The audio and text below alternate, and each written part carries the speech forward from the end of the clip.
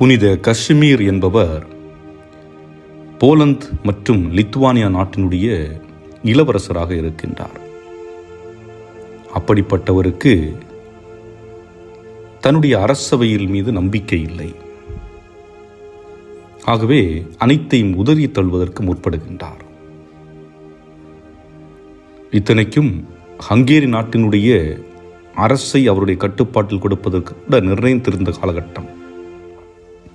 ஆனால் அவர் இதை ஏற்றுக்கொள்ள விரும்பவில்லை. காரணம், நீங்கள் நேர்மையற்ற விதத்தில் சண்டை போடுகிறீர்கள், நேர்மையற்ற விதத்தில் மக்களை கொலை செய்கின்றீர்கள், உங்களுடைய சுயலாபத்திற்காக நீங்கள் அதிகாரத்தில் பதவியில் இருக்க வேண்டும் என்பதற்காக இத்தகைய செயல்களை செய்கிறீர்கள்.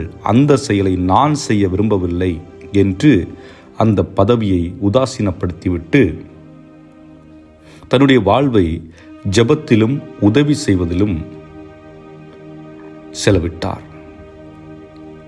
அன்புக்குரியவர்களே, இந்த புனிதருடைய அந்த வாழ்வியல் தான் இன்றைக்கு நமக்கு நற்செய்தியாக கொடுக்கப்பட்டிருக்கின்றது.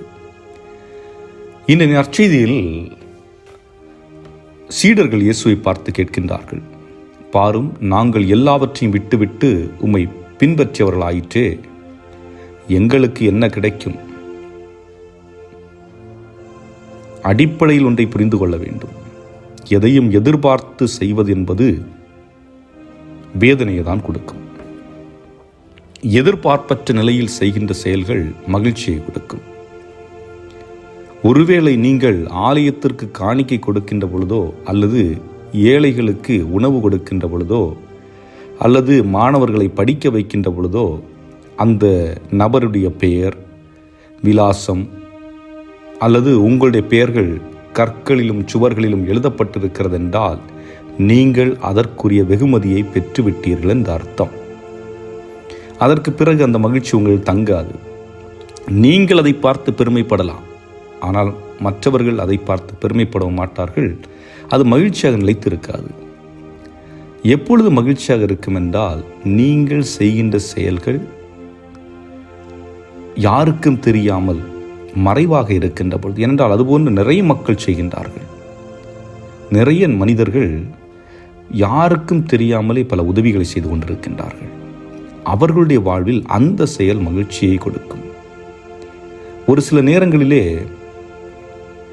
ரோட்டோரத்தில் நாம் பார்த்திருப்போம், எத்தனையோ சிறு குழந்தைகள் சின்ன சின்ன பொருட்களை விற்றுக்கொண்டு அந்த விற்றுக்கொண்ட காசில் தான் நான் சாப்பிட வேண்டும் என்று சொல்லுவார்கள். அது உண்மையாகவும் இருக்கலாம், பொய்யாகவும் இருக்கலாம். ஆனால் அதில் உண்மைத்தன்மையை நான் உணர்ந்து நிற்க முடியாது. என்றால் நேர்மையாக இருக்கின்ற மனிதர்களும் இருக்கின்றார்கள், நேர்மையற்ற நிலையில் இருக்கின்ற மனிதர்களும் இருக்கின்றார்கள். ஆனால் நீங்கள் உங்களுடைய மன விருப்பப்படி, மன உந்துதலின்படி, விருப்பத்தோடு அந்த நபருக்கு ஒரு உணவு பொட்டலத்தை வாங்கி கொடுங்கள், அல்லது உணவு கடைக்கு அழைத்து சென்று உணவை வாங்கி கொடுத்துவிட்டு அதற்குரிய பணத்தை நீங்கள் கட்டிவிட்டு வாருங்கள். உங்களுடைய மனதில் ஆனந்தத்தை உணர்வீர்கள். இன்னும் ஒரு சில பள்ளிகளிலே இன்றைக்கும் வறுமையில் வாடுகின்ற குழந்தைகள் இருக்கின்றார்கள். உடுப்பதற்கு உடையின்றி, அந்த குடும்பத்திலே உண்பதற்கு உணவின்றி பலர் இன்றைக்கும் வாழ்ந்து கொண்டிருக்கின்றார்கள். அந்த குழந்தைகளுக்கு அவர்களுடைய உடைக்காக இருக்கலாம், அல்லது அவருடைய உணவுக்காக இருக்கலாம், அவருடைய வாழ்வியலுக்காக இருக்கலாம், எதிர்கால வாழ்வுக்காக இருக்கலாம், அமைதியாக யாருக்கும் தெரியாமல் அவர்களுக்கு நீங்கள் உதவி செய்து பாருங்கள். அப்பொழுது மகிழ்ச்சி இருக்கும்.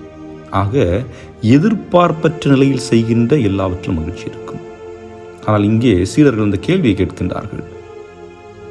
ஆனால் அதற்கும் இயேசு பதில் கொடுக்கிறார்.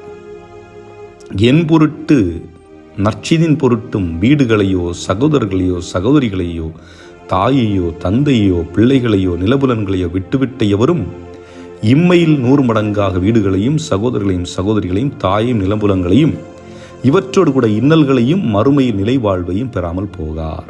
அதாவது நாம் இந்த உலகில் வாழ்கின்ற பொழுது நமக்கு நிறைய தாய் தந்தையர்கள், சகோதர சகோதரிகள் ஆண்டவர் வழியாக கிடைப்பார்கள் என்பது அது உண்மைதான். எத்தனையோ இடங்கள் பணி செய்து கொண்டிருக்கின்றோம்.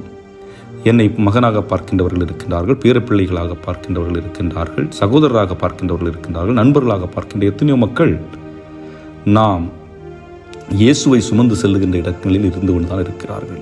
அதோடு அவர் இன்னொன்றை சேர்க்கின்றார், இவற்றோடு கூட இன்னல்களையும் மறுமையில் நிலை வாழ்வையும். ஆக எவ்வளவு கொடுத்தாலும் அவரை பின்பற்ற வேண்டும் என்றால் இன்னல்களை கடந்துதான் ஆக வேண்டும். துன்பங்கள் இல்லாமல் இன்பம் இல்லை. ஆக துன்பம் என்பது வரக்கூடிய ஒன்றுதான். அவற்றையும் ஏற்றுக்கொண்டு இயேசு கொடுக்க போகின்ற நிலை வாழ்வுக்காக நாம் காத்திருக்க வேண்டும் என்பதுதான். ஆகவே அன்புக்குரியவர்களே, சிந்தித்து பார்ப்போம். நான் எதிர்பார்ப்போடு செயல்களை செய்கின்றேனா? இயேசுவுக்காக என்னை அர்ப்பணித்த பின்பு எத்தகைய ஒரு நிலையில் என்னை நான் வைத்திருக்கின்றேன்? என்றும் வாழும் எல்லாமல்ல இறைவா, உம் அன்பின் கொடைகளை அன்றாடம் எங்களுக்கு கொடுத்து கொண்டு நாங்கள் அனுபவிக்க செய்கின்றீர். உம்மை வார்த்தையின் வாயிலாகவும் செயலின் வாயிலாகவும் மக்களிடத்தில் எடுத்துச் செல்லுகின்ற பொழுது அந்த மக்கள் வழியாக உம்முடைய அன்பை எங்களுக்கு நீர் பிரதிபலித்து கொண்டிருக்கின்றீர். பல உறவுகளை கொடுத்திருக்கின்றீர், பல கொடைகளை கொடுத்திருக்கின்றீர். அவைகளுக்காக நாங்கள் உமக்கு நன்றி கூறுகின்றோம். இந்த உலகத்தில் எந்த துன்பங்கள் வந்தாலும் அந்த துன்பங்களை நாங்கள் சந்திக்கக்கூடிய, தாங்கக்கூடிய வல்லமையும் ஆற்றலையும் எங்களுக்கு நீர் நிறைவாக தந்து எங்களை வழிநடத்த எங்கள் ஆண்டவராகிய கிறிஸ்து வழியாக மன்றாடுகின்றோம். ஆமென்.